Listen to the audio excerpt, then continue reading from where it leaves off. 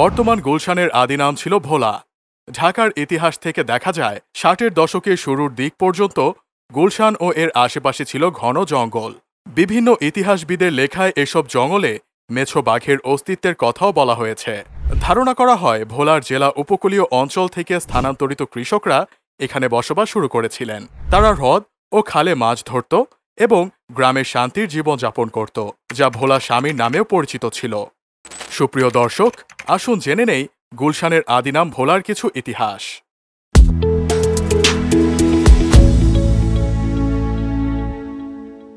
ভোলা গ্রামটি অধিগ্রহণ করে ১৯৬১ সালের দিকে পরিকল্পিত আবাসিক এলাকা গড়ে তোলেন ডিআইটির প্রথম চেয়ারম্যান পাকিস্তানি আমলা জি.এ. মাদানি।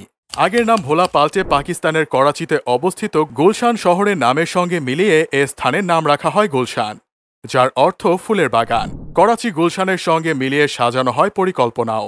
সেই অনুযায়ী বরাদ্দ দেয়া হয় জমি কিনে এখানে সবাই গড়ে তোলেন একতলা দোতলা মিলিয়ে ছিমছাম ছবির মতো একটি উপশহর। আক্ষরিক অর্থেই এটি ছিল ঢাকার অভিজাতদের বসবাসের এলাকা।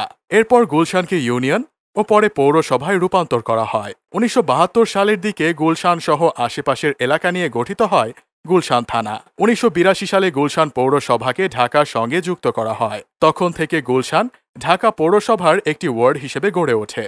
ধীরে ধীরে বিকশিত হয়ে রূপ পায় আজকের গুলশান। ধারণা করা হয় ভোলা জেলার অধিবাসীরাই এখানে বসতি শুরু করেন। এখনও গুলশানে ভোলা নামে একটি প্রাথমিক বিদ্যালয় আছে, যা পরবর্তীতে দক্ষিণ বাড্ডায় স্থানান্তরিত করা হয়। লেখক মিজানুর রহমানের ঢাকা পুরাণ বই অনুসারে এটি ১৯২৫ সালে প্রতিষ্ঠিত হয়েছিল। আরও একটি স্থাপনা হল গুলশান জামে মসজিদ, যা পূর্বে ভোলা জামে মসজিদ ছিল। আনুমানিক ১৮৭৫ সালে প্রতিষ্ঠিত হয়েছিল। গুলশান অ্যাভিনিউতে মসজিদ কমপ্লেক্সের বাইরে টাঙানো সাইনবোর্ডটি পুরনো নাম বহন করে। একসময় ঢাকার প্রধানতম বাণিজ্যিক এলাকা বলে পরিচিত ছিল মতিঝিল। সময়ের সঙ্গে পরিবর্তিত হয়ে এখন গুলশান ও আশেপাশের এলাকাও বাণিজ্যিক এলাকা হিসেবে পরিচিত হয়েছে। গুলশানের চারদিকে মহাখালী, নিকেতন, তেজগাঁও, বারিধারা, বাড্ডা, বনানী, ক্যান্টনমেন্ট এলাকা।